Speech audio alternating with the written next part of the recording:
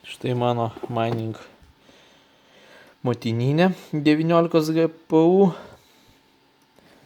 Aišku, šita vaizdo korta turi, sakykime, ne pati motininė korta turi problemų, bet programinė sistema. Tai yra Windows'ai palaiko tik 13 vaizdo kortų. Arba reikia instaliuoti tada Linux'us. Kai aš šiuo metu naudosiu Windows'us, tai šita vaizduškė šita motininė palaikys tik tai 13 vaizdo plokščių. Todėl lauksime, kada bus išleisti naujesni Windows'ai, matyti jie palaikys didesnį kiekį vaizdo kortų arba iš vis neribotą.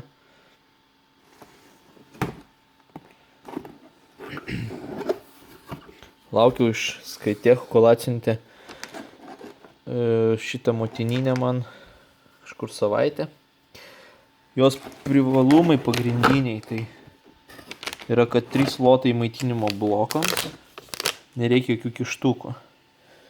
Toliau slotai, kurie išdėstyti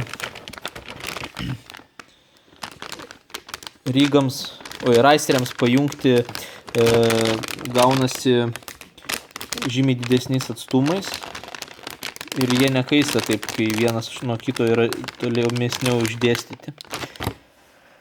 Čia yra modelis konkrečiai mining, čia yra mining B250 Expert. Šitą motininę pasirinkau tam, kad anksčiau ar vėliau, ar pats perėsiu prie Linux ir naudosiu 19 vaizdo plokščių. Tai va, čia mano bus antras rygas, o pirmas rygas bus iš savo seno kompo. Iš savo seno kompo perdarysiu į čia šitą motininę kažkur gali Extreme Z170 palaikyti 6 vaizdo kortas.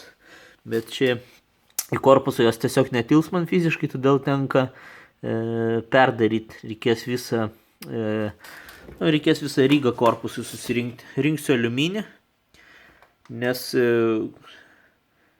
vienas dalykas yra, kad dauguma renka medinius korpusus, bet nieks nežino, kad aliuminis gali šiek tiek į save šilumą minimaliai priimti, neskaitant, kad ir antras dalykas tai yra įžeminimas, nes daug kas nežino, kad medinis korpusas negali į save priimti, tarkim, perkrovų, jeigu elektros iškrovos ar dar kažkokius, nes, pavyzdžiui, atkreipti reikėtų dėmesį į tai, kad visi korpusai yra metaliniai daromi, o tam, kad jeigu, tarkim, kažkiek trumpas jungimas, dar kažkas, tai vis tiek visa iškrova elektros eina per visą statiškai, per visą korpusą.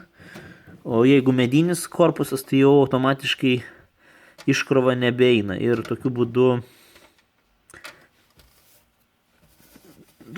yra gadinama vaizdo plokštė. Tai šiam kartui bus tiek. Laikinkit mano kanalą. Kol kas viso gero.